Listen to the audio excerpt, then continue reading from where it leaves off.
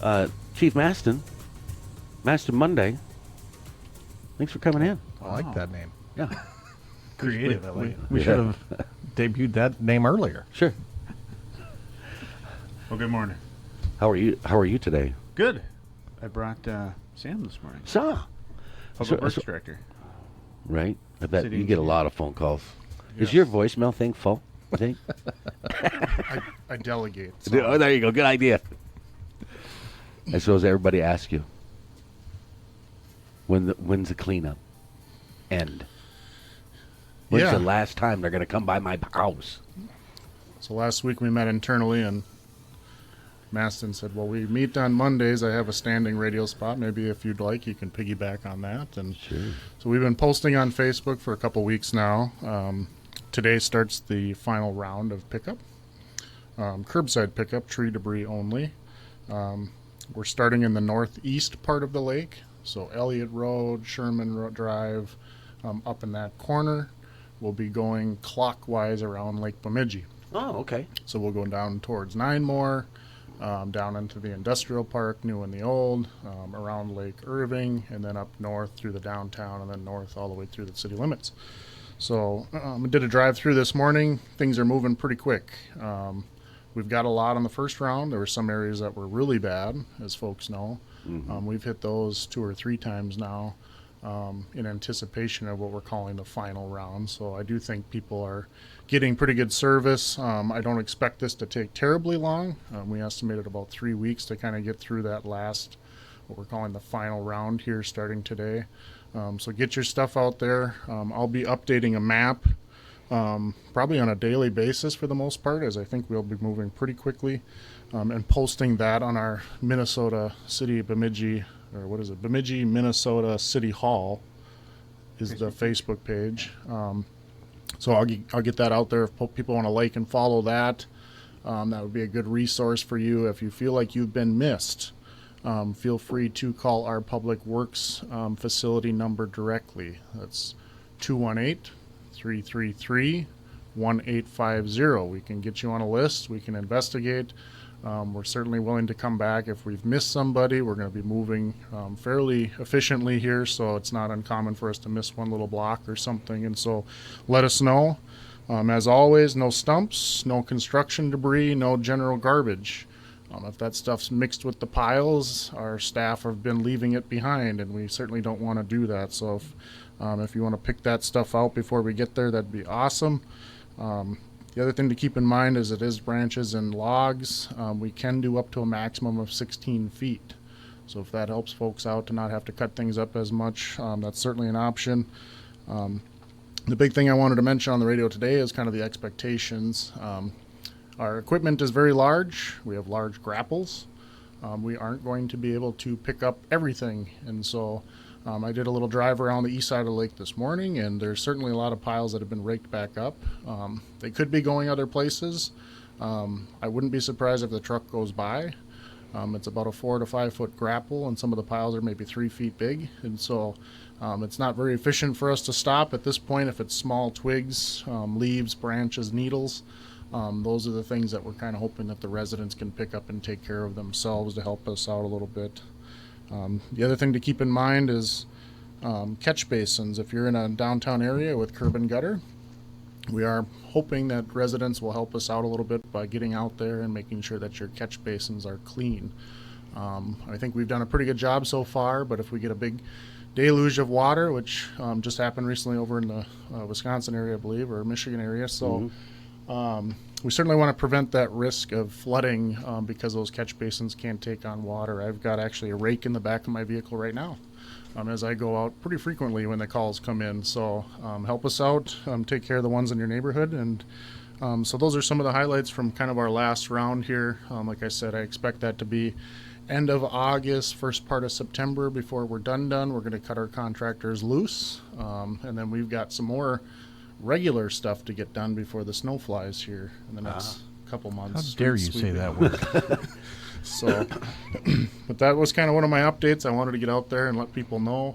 Again, if you have questions, call our City Bemidji Public Works Department. Number again, 218-333-1850. There's a dude on YouTube goes around and cleans out the drainage holes and the drains in your town as it floods up. Millions of people watch him. He's like an expert at cleaning them out. Next thing you know, it's working again. But a big rainstorm will fill them right up so quick. You don't even realize water can move everything. So what's your assessment of how many trees? We've heard so many numbers. The only number I've heard is 9 million. And I just got asked the Still, other day. it's hard to fathom that every time I hear it. I didn't come up with the number. I've only heard the number. I'm guessing there's experts out there much more advanced than me in tree debris estimating that have come up with that number. It seems like a lot. Could be accurate. But I can't add or subtract from that statement. I was just kind of wondering how many people are grabbing wood chips, and how many people that had trees, they had turned into wood chips, and now they're picking up wood chips from those locations. Could have just grounded themselves. So what happens with all that debris that's turned into chunks? So, because we're providing the curbside pickup, we have 2 city facilities. The Rayco Street Yard that most people are familiar with right off of Rayco Street, ironically, that's a snow dump there. We also lease a property off of 15th Street, kind of by the water tower. We didn't allow public in there as part of providing the curbside. Obviously, that improves our efficiency to not have people in there dumping their smaller trailers so we can get our bigger stuff in. We had wood chippers at each. So we're making massive piles. Right now, we know there's so much that we're just hauling a lot of it away. But we're starting to have some discussions about at what point do we feel like we'll just keep some. The county did get a little bit of a head start and got some of that Target site opened up for the public. I think there's quite a bit left still. So we certainly don't want to keep more than what we can really use. And if the public has kind of been made whole, so to speak, in that department, we don't want to have a big pile left. Sure. So we got to make some of those decisions. We are also stockpiling some wood that'd be good for the fireplace this winter. The big thing I still have to figure out is I've been figuring out there's been some county input on if there's disease trees. And should we be giving the mulch away? Do we have to track that? Even on the tree side of things, I still got to investigate that a little bit. To me, it seems like if a tree's down and it's usable, let's give it a bit. We certainly don't want to spread something either. So Sure. Those are those layers that I never even thought about that now I've got to look into a little bit. But our goal is to provide some of that stuff for residents to take advantage of what we're dealing with. And so we certainly got to make room for snow. Minute. I said it. Well, that's a big pile of chipped wood where a snowbank usually goes. Big old pile of it. All things considered, what are we, 6-7 weeks? Everyone wants immediacy. I think you did From pretty your good. standpoint, I personally agree that you guys have done a great job, and we're a lot further along than I thought we would. But as the one who's dealing with it on a daily basis, you happy with the response? Yeah, I don't think we could have got, if you look back at things that you do differently, our street superintendent, Dave Hansen, is actually on vacation this week, which is good because he's been working all weekends from Right. about June 21st on. But yeah, he's been awesome. When the storm hit on Saturday morning, I think it was even a couple contractors were starting to make their rounds on Sunday. Wow. We didn't officially announce that we were starting curbside pickup by Monday, but if you're talking about doing things differently, I don't know how you get much better than that. We've certainly made some adjustments. If we were to do it all over again, I think we wish we had a little bit more city property that we could, the Rayco site is kind of in one location, 15th's kind of in one location. It would have been nice to have another property, strategically located. So those are some things we'll think about after the fact. Do we want to try and retain a little bit more space for ourselves in the event that stuff like this comes up? Even just to stage the wood chips so the public could have them and not interfere with it. So some of those things that came up. So, no, I think all things being said, we have an awesome team. We've only heard fairly positive things from the community, which is good to hear. Certainly this is very stressful for people, and so we felt like we were doing what we could do to get out there and help those folks out. It certainly makes a big difference to not have to take it all the way, to pick it up and move it just to your curb and not have to pick it up and put it in a truck and then get it in the truck and then take it out of the truck. I mean, I just think that efficiency helped take some pressure off other agencies as well. And so we're hopeful that people enjoyed it, but I can't take all the credit. Certainly a lot of other people working a lot more hours than I am. But it's been really good progress to see. It's also road construction season. Hmm. I got to admit, I'm kind of surprised the middle school project hasn't caused me more of a headache than it has. Because I drive down there, I'm like, oh yeah, I can't go any farther. Right? When are you anticipating that stuff to wrap up? So we have 3 street projects going. I'll start with middle school because that's the roundabout at 23rd and middle school. So that project's actually going to be a 2-year project now. We had some delays with the funding, and so we had to delay our bidding a little bit. And so we're only going to do about what I'm calling the south half of middle school, but it's basically from 23rd Street where the orthodontist office is, the ball field's there, and north up to basically the rear Target entrance. We are going to have that roundabout, at least 3 legs of it, open by the start of school. Wow. So folks that have been up there, you'll notice that we built a bypass road there to kind of keep that T intersection, that 3-way traffic there, take some stress off of those areas. Pretty soon we're going to be getting curb in there, actually this week, concrete paving within the circle itself. The goal is to have that open so that the school can then go north out of middle school with their normal bus routes. They won't be able to go all the way to the signal on middle school as they would like to do for another month after school starts. But we can at least get them into the roundabout, and then they can go east and get on one of those other city streets further to the east, either Hannah or Ridgeway or whatever they think is more efficient for them to get to the trunk highway. And so the rest of that project up to that south Target entrance will be buttoned up by end of September, first week in October. We're going to take a little break. Snow will come. Sorry. Again. And then we will start again in May. And we'll finish the rest of middle school up just short of the trunk highway. And then we have to do Hannah. And that'll be a whole separate phasing plan. I might even be on a radio show again to talk about Come on in. The other city streets are less impactful, I would say, but we're getting close. We're going to be finishing the rest of curb, hopefully this week on Park Avenue. Those folks that are familiar, 15th to 23rd, so by the smoke shop there. That will have the rest of the curb poured. They've got about half of it done now. We've got a sidewalk to pour. And then our rest of our city streets are getting really close. Right now, they should all be paved by the end of August. So within the next 3 weeks. Wow. Lot's going to look different. So it's going to be hectic, but I kind of like where it's just going to get done, and then we can move on to the next thing. Well, great work. Definitely come back when you need to. Chief? Yeah. The State Department of Public Safety just released some DWI numbers. They call them all-stars. One state trooper in the metro had 200 and almost 50 DUI arrests. Well, I would hope in so. the He's year. in a town of 2 million people.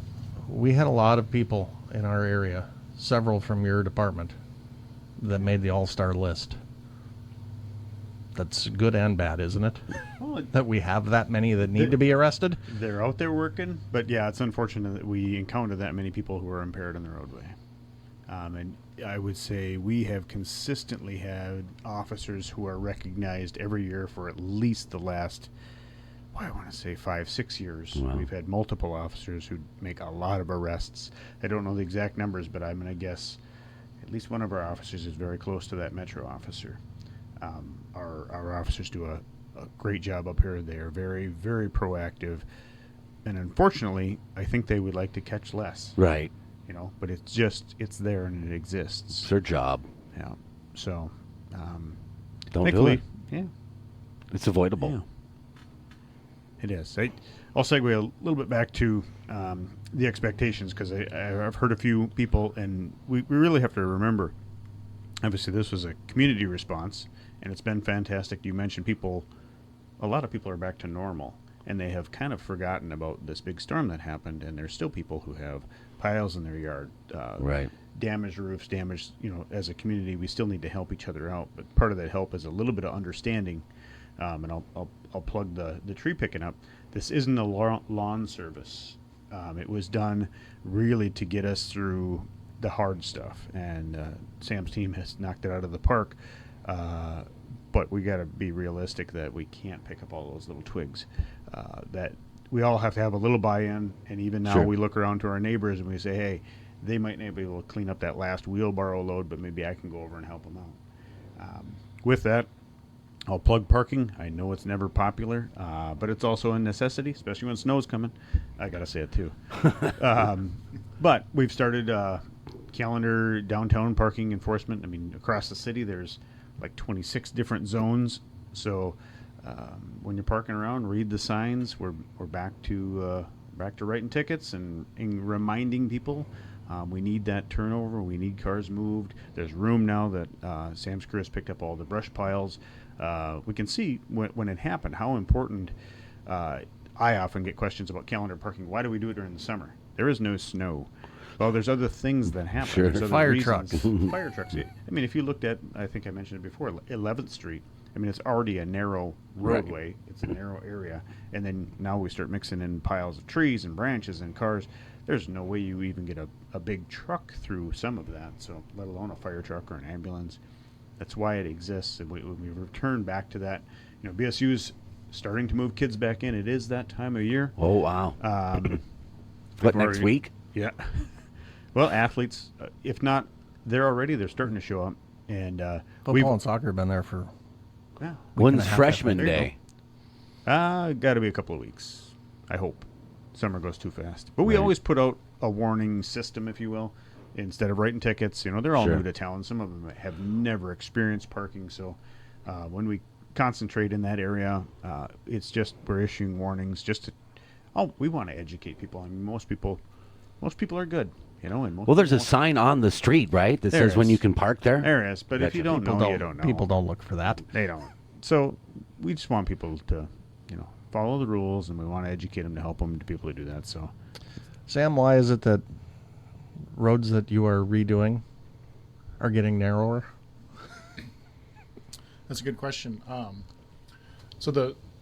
lot of people come to me and they say, people are driving too fast in my neighborhood. I'd like a speed bump, or I'd like a stop sign at this intersection. And it's actually the statistics of that stuff are that if people aren't really listening to the speed limit sign, are they going to listen to the other signs we put out there? So there's kind of it's this transition into people really only drive what they're comfortable driving. And actually the state actually doesn't even set their speed limits until after they build a new trunk highway.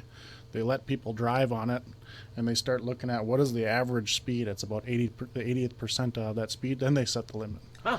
So if you're on a trunk highway and you can see for miles and there's nobody people drive faster. So that's kind of that same theory. So what we've been doing is we start to tighten those roads up a little bit. If you go to downtown, it's kind of a sea of pavement. It's looking at ways do we need all that room? And so we've taken some of these roads that are 40 some feet wide, which you only need 24 feet for 2 lanes of traffic. So if you need parking or you need a little shoulder, well, now what we're finding is we can add pedestrian facilities, without having to take property from other people. We can stay within the sandbox we have as the right of way. So it's that narrowing effect. So when you're in a parking lot and there's people backing up and you're looking and your eyes are weaving, by nature, you're idling. Sure. Well, that's because of that uncomfort. So what we do is we tighten everything up. Still plenty of room to drive, but you'll find that people generally drive slower when they're more uncomfortable. And so that's kind of the idea. I think the other end of the coin, like I'd mentioned, it gives us more room to do other things. So you've seen like on Norton Avenue, that was a road that had parking on both sides that never got used. It wasn't really the purpose of that street, but it was wide enough for that. So we took those 10-foot shoulders and we narrowed it down to 4, and then we added a nice 10-foot wide paved bike trail off of the road with a 5-foot separation. So gives more room for lighting and signage and all those things. And so I still get a few complaints about high speeds, as it is kind of a locals cut across to get around the trunk highway at busy times, I think. Sure. But certainly I think a benefit. We didn't have to get right of way from anybody. We didn't have to do anything. It was within the sandbox that the city already had. But those are some of the things we're looking at doing now to try and accomplish more with the room we have. I would have assumed money. Cheaper. It's cheaper, too. I Less suppose, asphalt. right? And maybe that helps. that's a concept that's been around for years. I mean, the TZD, Traffic Enforcement Towards Zero Death movement by Minnesota, it has 4 legs, and engineering is a big part of that. We used to focus so much on enforcement. The signs up, follow the rule. Well, we've all done it. You're listening to that favorite song, and you're on that open highway, and the next thing you know, it's like, wow, I should probably slow down. But as Sam said, through engineering, you can unconsciously get people to follow the rules and operate them down. safely. That's Yeah. pretty cool. So, and we actually just did. We have speed indicator equipment that can track vehicle speeds, and we've put it out on Norton well before the storm, mid-June. And that 85th percentile, I think we wound up being 1 or 2 miles an hour over the posted speed limit. Oh.